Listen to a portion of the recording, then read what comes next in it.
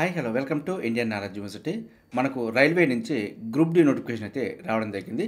So దీంట్లో మనకు online application ఎప్పటి నుంచి ఎప్పటి వరకు చేసుకోవచ్చు, ఎగ్జామ్ ఫీజు ఎంత ఉంటుంది, క్వాలిఫికేషన్స్ ఏంటి, ఏ బుక్స్ చదివితే జాబ్ వచ్చే అవకాశం ఉంది, దీనికి అప్లై చేసుకోవడానికి ప్రాసెస్ ఏంటి అనే విషయాన్ని కూడా మీకు డీటెయిల్గా చెప్పే ప్రయత్నం చేస్తాను. స్కిప్ చేయకుండా పూర్తిగా చూడండి, మీకు దీనిపైన మంచి అవగాహన అయితే రావడం జరుగుతుంది. ఆన్లైన్ అప్లికేషన్స్ అయితే జనవరి 23 నుంచి ఫిబ్రవరి 22 వరకు అప్లై చేసుకోవచ్చు. ఎగ్జామ్ ఫీజుకి అయితే 2 డేస్ ఎక్స్ట్రా ఇవ్వడం జరిగింది. సో ఎవరైతే ఫిబ్రవరి 22 వరకు ఆన్లైన్లో అప్లికేషన్ చేసుకొని ఉండి ఫీ పేమెంట్ చేసుకునే వారికి ఫిబ్రవరి 23, 24 తేదీలో అయితే అవకాశం ఇవ్వడం జరుగుతుంది. సో ఫిబ్రవరి 22 వరకే లాస్ట్ డేట్ అని చెప్పుకోవాలి. ఎందుకంటే ఫీజుకు 2 డేస్ ఎక్స్ట్రా టైం ఇచ్చారని చెప్పి మనం ఆ రోజు అప్లై చేసుకోకపోతే అవకాశం ఉండదు. సో కాబట్టి ఫిబ్రవరి 22 చివరి తేదీగా గుర్తుపెట్టుకోండి. అదేవిధంగా మోడిఫికేషన్ సంబంధించి ఫిబ్రవరి 25 నుంచి మార్చి 6 వరకు అవకాశం ఇవ్వడం జరిగింది. సో ఆన్లైన్లో అప్లికేషన్ చేసేటప్పుడే మీరు ఎలాంటి పొరపాటు చేయొద్దు. సో ఆన్లైన్లో అప్లికేషన్ చేసేటప్పుడు ఫస్ట్ అకౌంట్ క్రియేట్ చేసుకోవాల్సి ఉంటుంది. అకౌంట్ ఒకసారి క్రియేట్ చేసుకుంటే మళ్ళీ క్రియేట్ చేయాల్సిన అవసరం అయితే ఉండదు. సో అప్లికేషన్ చేసుకొని వెళ్ళిపోవచ్చు. సో ఒకటిసారి మాత్రమే అకౌంట్ క్రియేట్ చేసుకోవాల్సి ఉంటుంది. సో ఆల్రెడీ చేసుకున్న వారికైతే మొబైల్ నెంబరు అదేవిధంగా పాస్వర్డ్ తోటి అయితే లాగిన్ అవ్వచ్చు. అదేవిధంగా పోస్టులు మరియు ఏజ్ లిమిట్ చూసుకుంటే ఇది పే లెవెల్ 1, అంటే మనకు 7th పే కమిషన్ ప్రకారం 18,000 బేసిక్ పే అయితే ఇవ్వడం జరిగింది. సో మనకు 8th పే కమిషన్ కనుక వస్తే శాలరీ అయితే డబుల్ అయ్యే అవకాశం ఉంది. అంటే మనకు బేసిక్ పే 36,000 అయ్యే అవకాశం ఉంది. సో 36,000 అంటే మన చేతికి 50,000 వరకు వచ్చే అవకాశం ఉంటుంది. మనకు ప్రస్తుతం అయితే 7th పే కమిషన్ ప్రకారం 18,000 ఇనిషియల్ పే ఇవ్వడం జరిగింది. అంటే బై హ్యాండ్ 25,000 to 30,000 వరకు చేతికి రావడం జరుగుతుంది. సో మెడికల్ స్టాండర్డ్ అయితే అనెక్సరీ ఇవ్వడం జరిగింది. దీనికి సంబంధించి చివరిలో చూపిస్తాను. సో మనకు ఏజ్ లిమిట్ వచ్చి 18 to 36 ఇయర్స్ వరకు అవకాశం ఇవ్వడం జరిగింది. సో యాక్చువల్గా అయితే 18 to 33 వరకే ఉంటుంది. కోవిడ్ పాండమిక్ కారణంగా 3 ఇయర్స్ అయితే రిలాక్సేషన్ ఇవ్వడం జరిగింది. ఈ 3 ఇయర్స్ అనేది ఓపెన్ కేటగిరీ రిజర్వేషన్ వారికి అందరికీ వర్తిస్తుంది ఇది. అదేవిధంగా రిజర్వేషన్స్ ఉన్న వారికి మరికొంత మినహాయింపు అయితే రావడం జరుగుతుంది. సో మనకు వేకెన్సీ చూసుకుంటే 32,438 పోస్టులతోటి నోటిఫికేషన్ వచ్చింది. ఇది ఓవరాల్గా ఇండియా మొత్తానికి ఏ జోన్కు ఎన్ని పోస్టులు కేటాయించడం జరిగింది, మన సికింద్రాబాద్ జోన్కి ఎన్ని పోస్టులు ఉన్నాయనే విషయాన్ని కూడా మీకు చెప్పే ప్రయత్నం చేస్తాను. సో మనకు ఏ జోన్కి ఎక్కువ ఉన్నా కూడా దానికి సంబంధించి చూసుకొని అప్లై చేసుకోవచ్చు. మనం అన్ని జోన్లకి ఎలిజిబిలిటీ ఇవ్వడం జరుగుతుంది. సో కాకపోతే ఒకటే జోన్కు అప్లై చేసుకోవాల్సి ఉంటుంది. సో ఫస్ట్ మనకు రిక్రూట్మెంట్ ప్రాసెస్ సంబంధించి చూసుకుంటే మనకు 4 స్టేజెస్ అయితే ఉంటుంది. ఇందులో మనకు ఫస్ట్ CBT మోడ్ ఉంటుంది. కంప్యూటర్ బేస్డ్ టెస్ట్ ద్వారా మనకు మెరిట్ అయితే తీయడం జరుగుతుంది. ఇందులో మెరిట్ వచ్చిన వాళ్ళని 1:3 ప్రకారం పీఈటీకి అయితే పిలవడం జరుగుతుంది. సో ఎవరైతే 1:3లో ఉండి పీఈటీకి వెళ్తారో పీఈటీ క్వాలిఫై అయిన వారికి మనకు డాక్యుమెంట్ వెరిఫికేషన్కు పిలవడం జరుగుతుంది. పీఈటీలో క్వాలిఫై అయిన వారిలో 1:1 ప్రకారం డాక్యుమెంట్ వెరిఫికేషన్ మరియు మెడికల్ ఎగ్జామ్కి అయితే పిలవడం జరుగుతుంది. దీంతో మనకు రిక్రూట్మెంట్ ప్రాసెస్ అయితే పూర్తవుతుంది. ఎవరైతే కంప్యూటర్ బేస్డ్ టెస్ట్ మెరిట్ సాధించి 1:3లో ఉండి పీఈటీకి వెళ్తారో పీఈటీలో మనకు ఫిజికల్ ఎఫిషియన్సీ టెస్ట్లో క్వాలిఫై అయ్యి 1:1లో ఉండి డాక్యుమెంట్ వెరిఫికేషన్ మరియు మెడికల్ ఎగ్జామినేషన్లో సెలెక్ట్ అవుతారో వారికి పోస్టింగ్ అయితే ఇవ్వడం జరుగుతుంది. ఇది మనకు గ్రూప్ డికి సంబంధించి మొత్తం అయితే రిక్రూట్మెంట్ ప్రాసెస్ అయితే ఈ విధంగా ఉంటుంది. సో దీనికి సంబంధించి మరిన్ని వివరాలు చూసే ప్రయత్నం చేద్దాం. సో ఎగ్జామ్ రాసేటప్పుడు మాత్రం నెగిటివ్ మార్కింగ్ ఉంటుంది కాబట్టి 1/3 నెగిటివ్ మార్కింగ్ ఉంది. సో మరి క్లియర్గా చూసుకొని అటెంప్ట్ అయితే చేయాల్సి ఉంటుంది. ఎవరైతే SC ST క్యాండిడేట్స్ ఉంటారో వారికైతే మనకు ఫ్రీ ట్రైన్ ట్రావెల్ ఫెసిలిటీస్ అయితే ఇవ్వడం జరుగుతుంది.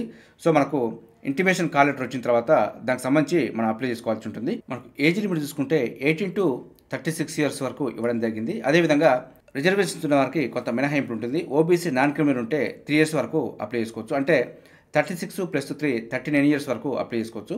అదేవిధంగా SC ST క్యాండిడేట్స్ అయితే 5 ఇయర్స్ వరకు రిలాక్సేషన్ ఉంటుంది. అంటే మనకు 36 + 5 ఇయర్స్ అంటే 41 ఇయర్స్ వరకు అప్లై చేసుకోవచ్చు.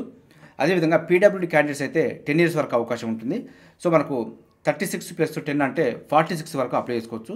ఈ విధంగా కొన్ని మినహాయింపులు అయితే ఇవ్వడం జరిగింది. సో దానికి సంబంధించి మిగతా వారైతే చూసుకునే ప్రయత్నం చేయండి. సో మనకు డేట్ ఆఫ్ బర్త్ ప్రకారం ఏజ్ లిమిట్ చూసుకుంటే ఎవరైతే అన్రిజర్వ్డ్ మరియు ఈడబ్ల్యూఎస్ కేటగిరీ ఉంటారో వారైతే జనవరి 2, 1989 కంటే ముందు జన్మించి ఉండకూడదు.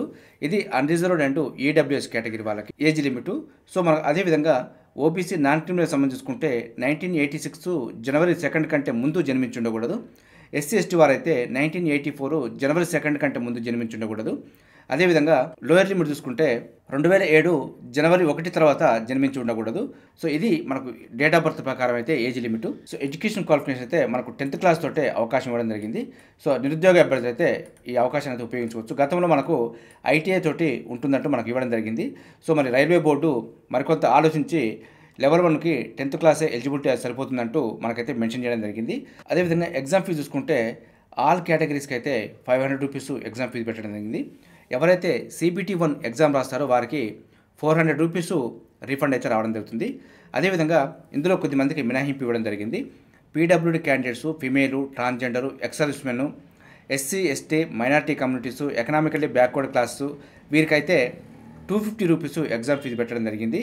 దీనికి సంబంధించి కూడా CBT1 క్లియర్ చేసిన వారికి ఈ 250 రూపీస్ కూడా రీఫండ్ రావడం జరుగుతుంది. అంటే వీరికి ఫ్రీ అని చెప్పుకోవచ్చు. అదేవిధంగా మిగతా వారికి అయితే 100 రూపీస్ ఎగ్జామ్ ఫీజు అనుకోవచ్చు. ఎందుకంటే CBT1 రాస్తేనే రీఫండ్ అయితే రావడం జరుగుతుంది కాబట్టి ఖచ్చితంగా CBT1 రాసేవారు మాత్రమే అప్లై చేసే ప్రయత్నం చేయండి. ఎందుకంటే ఇక్కడ 500 రూపీస్ ఉంది. అదేవిధంగా కొన్ని మినహాయింపులతోటి 250 రూపీస్ ఎగ్జామ్ ఫీజు పెట్టడం జరిగింది. మోడ్ ఆఫ్ పేమెంట్ చూసుకుంటే మనకు అన్ని విధాలుగా పేమెంట్ చేసుకోవచ్చు. అదేవిధంగా సిలబస్కి సంబంధించి చూసుకుంటే సిలబస్ మరియు టెస్ట్ ప్యాటర్న్ అయితే మనకు 90 మినిట్స్ టైం ఇవ్వడం జరుగుతుంది. సో మనకు 100 క్వశ్చన్స్ అటెంప్ట్ చేయాల్సి ఉంటుంది. తక్కువ టైంలో ఎక్కువ క్వశ్చన్స్ అటెంప్ట్ చేయాలి. సిలబస్ చూసుకుంటే జనరల్ సైన్స్ నుంచి 25 క్వశ్చన్స్, మ్యాథమెటిక్స్ నుంచి 25 క్వశ్చన్స్, రీజనింగ్ నుంచి 30 questions, general awareness and current affair నుంచి 20 క్వశ్చన్స్ రావడం జరుగుతుంది. మొత్తం మనకు 100 క్వశ్చన్స్కి 100 మార్క్స్ ఉంటుంది. సో ఇందులో నెగిటివ్ మార్కింగ్ ఉంది కాబట్టి 1/3 నెగిటివ్ మార్కింగ్. సో 3 క్వశ్చన్లు కనుక రాంగ్ అయితే ఒక క్వశ్చన్ అయితే తీసేయడం జరుగుతుంది. సో మరి నెగిటివ్ మార్కింగ్ ఉంది కాబట్టి కేర్ఫుల్గా ఎగ్జామ్స్ అయితే అటెంప్ట్ చేసే ప్రయత్నం చేయాలి. ఎవరైతే ఆర్థమెటిక్, రీజనింగ్ చాలా స్పీడ్గా చేయగలుగుతారో వారికే ఎక్కువ అవకాశం అయితే ఉంటుంది. జనరల్ సైన్స్కి సంబంధించి NCERT బుక్స్ చదివే ప్రయత్నం చేయండి. ఎందుకంటే మనకు తెలుగులో దొరికే మెటీరియల్ అయితే ఈ జనరల్ సైన్స్కి అయితే సరిపోదు. సో జనరల్ సైన్స్కి అయితే మాత్రం NCERT బుక్స్ చదివే ప్రయత్నం చేయండి. సో మనకు తెలుగులో దొరికే నార్మల్ కాంపిటేటివ్ బుక్స్ అయితే సరిపోదు. సో మనకు NCERT బేస్డ్లో క్వశ్చన్స్ అయితే అడగడం జరుగుతుంది. వీటికి ఏ బుక్స్ చదవాలనే విషయం చూసుకుంటే జనరల్ సైన్స్కు YCT యూత్ కాంపిటీషన్ టైమ్స్ అయితే చదివే ప్రయత్నం చేయండి. ఇందులో నుంచి జనరల్ సైన్స్ కానీ, మ్యాథమెటిక్స్ కానీ, రీజనింగ్ కానీ ఎక్కువ క్వశ్చన్స్కు వచ్చే అవకాశం ఉంది. సో ఎవరైతే YCT బుక్స్ ప్రిపేర్ అవుతారో దాంట్లో మాత్రం గతంలో వచ్చిన నెంబర్ ఆఫ్ క్వశ్చన్స్ మనకు YCT బుక్స్ అయితే అందుబాటులో ఉంటాయి. సో మీకు దగ్గర పట్లో ఏదైనా జనరల్ స్టోర్ ఉంటే YCT books youth competition times books తీసుకొని చదువుకునే ప్రయత్నం చేయండి. సో నార్త్ వాళ్ళు ఎక్కువ సక్సెస్ అవ్వడానికి ఈ బుక్సే ప్రధాన కారణం అని చెప్పుకోవచ్చు. జనరల్ అవేర్నెస్ అంటే కరెంట్ అఫైర్స్ సంబంధించి చూసుకుంటే నార్మల్గా మన దగ్గర ఉన్నా కూడా సరిపోతుంది. లేదంటే మీరు దీనికి కూడా YCT బుక్స్ తీసుకొని చదువుకునే ప్రయత్నం చేయండి. సో ఈ 4 సంబంధించి YCT బుక్స్ మాత్రమే చదువుకునే ప్రయత్నం చేయండి. ఎక్కువ సక్సెస్కి అయితే అవకాశం ఉంటుంది. ఈ బుక్స్ గురించి తెలుగు రాష్ట్రాల్లో అయితే కొద్ది మందికే తెలుసు. సో వారికే ఎక్కువ సక్సెస్ అయితే రావడం జరుగుతుంది. సో మీరు కూడా YCT బుక్స్ తీసుకొని చదువుకునే ప్రయత్నం చేయండి. మనకు తక్కువ టైంలో ఎక్కువ క్వశ్చన్స్ అటెంప్ట్ చేయాలి కాబట్టి, అదేవిధంగా నెగిటివ్ మార్కింగ్ ఉంది కాబట్టి కేర్ఫుల్గా ఎగ్జామ్స్ అయితే రాయవలసి ఉంటుంది. మీరు 100కు 100 క్వశ్చన్స్ని అటెంప్ట్ చేయాల్సిన అవసరం లేదు. ఇందులో మీరు ఎలాంటి మిస్టేక్స్ లేకుండా 60 to 70 క్వశ్చన్స్ కనుక ఖచ్చితంగా అటెంప్ట్ చేయగలిగితే మీకు 99% జాబ్ అయితే రావడం జరుగుతుంది. సో ఈ విషయాన్ని అయితే గుర్తుపెట్టుకోండి. పేపర్ చాలా ఈజీగా ఉందనుకున్నప్పుడు 70 to 80 వరకు కూడా స్కోర్ చేసుకునే అవకాశం ఉంటుంది. రా మెటీరియల్ ఇది. దీనికి షిఫ్ట్ వైజ్గా ఎగ్జామ్స్ ఉంటుంది కాబట్టి నార్మలైజేషన్ తీయడం జరుగుతుంది. నార్మలైజేషన్ ప్రకారం కొన్ని ఎగ్జామ్స్లలో మార్కులు పెరగొచ్చు, కొన్ని ఎగ్జామ్స్లలో మార్కులు తగ్గొచ్చు. సో అదంతా పక్కకు పెట్టి రా మార్క్స్ కనుక మీరు పేపర్ టఫ్ ఉన్నా ఏ విధంగా ఉన్నా కూడా 60 to 70 క్వశ్చన్స్ కనుక అటెంప్ట్ చేయగలిగితే మీకు మిస్టేక్స్ లేకుండా 60 to 70 మార్క్స్ రా మార్క్స్ కనుక గెయిన్ చేయగలిగితే 100% జాబ్ వచ్చే అవకాశం అయితే ఉంటుంది. పేపర్ కొంచెం ఈజీగా ఉన్నప్పుడు 70 to 80 మధ్యలో వచ్చినా కూడా అవకాశం అయితే ఉంటుంది. సో దాన్ని బట్టి పేపర్ని బట్టి మీరు ఎగ్జామ్స్ రాస్తున్నప్పుడు కొంచెం చూసుకునే ప్రయత్నం చేయాలి. సో ఏదేమైనప్పటికీ నెగిటివ్ మార్కింగ్ ఉంది కాబట్టి 1-2 సార్లు చూసుకొని ఎగ్జామ్ రాసే ప్రయత్నం చేయండి. ఇది మనకు టెస్ట్ ప్యాటర్న్ మరియు సిలబస్ సంబంధించి. ఇందులో మనకు మినిమం పాస్ పర్సెంటేజ్ చూసుకుంటే అన్రిజర్వ్ క్యాండిడేట్స్కి అయితే 40% మార్క్స్ రావాలి. ఈడబ్ల్యూఎస్ అయితే 40% రావాలి.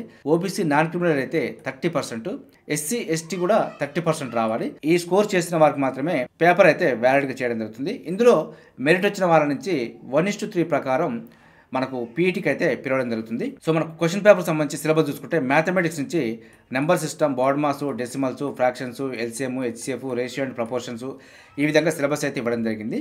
సో దీనికి సంబంధించి PDF అయితే డిస్క్రిప్షన్ లింక్ ఇస్తాను. కావాల్సిన వారు సిలబస్ సంబంధించి ఒకసారి డౌన్లోడ్ చేసుకొని ఎగ్జాక్ట్‌గా ఇందులో ఏ సిలబస్ అయితే ఇవ్వడం జరిగిందో దానికి సంబంధించే మీరు ప్రిపరేషన్ చేసే ప్రయత్నం చేయండి. ఇందులో నుంచి కాకుండా వేరే సిలబస్ ఎలాంటిది కూడా ప్రిపరేషన్ చేసే ప్రయత్నం చేయకండి. ఇందులో ఉన్న సిలబస్ నుంచే వచ్చిన క్వెషన్స్ మీకు తెలిసిన క్వెషన్స్ అటెంప్ట్ చేయగలిగితే సరిపోతుంది. ఎవ్వరు చేయని ప్రాబ్లమ్ మీరు చేయాల్సిన అవసరం లేదు.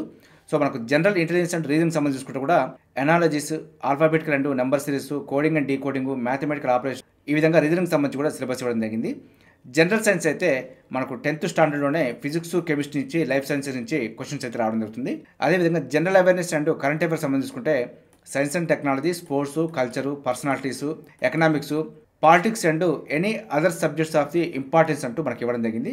సో ఇది మనకు సిలబస్ సంబంధించి కీ పాయింట్స్ కూడా ఇవ్వడం జరిగింది. ఈ కీ పాయింట్స్కి సంబంధించి మాత్రమే ఖచ్చితంగా మీరు చూసుకొని ప్రిపేర్ అయ్యే ప్రయత్నం చేయండి. అదేవిధంగా మనకు ఫిజికల్ ఎఫిషియన్సీ టెస్ట్కి సంబంధించుకుంటే మేల్ క్యాండిడేట్స్ ఒక తీరుగా ఉంటుంది, ఫీమేల్ క్యాండిడేట్స్కి ఒక తీరుగా ఉంటుంది. సో దీనికి సంబంధించుకుంటే 35 kg వెయిట్ తోటి 100 మీటర్స్ని 2 minutesలో కంప్లీట్ చేయాల్సి ఉంటుంది. ఇది మేల్ క్యాండిడేట్స్కి. అదే ఫీమేల్ క్యాండిడేట్స్ అయితే 20 kg వెయిట్ తోటి 2 minutesలో 100 మీటర్ని కంప్లీట్ చేయాల్సి ఉంటుంది.